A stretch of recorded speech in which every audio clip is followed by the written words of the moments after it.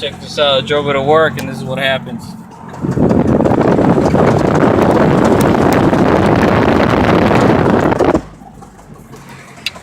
Yep.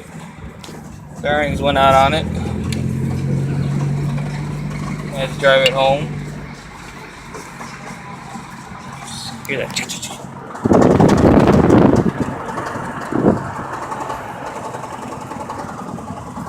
It's bad news.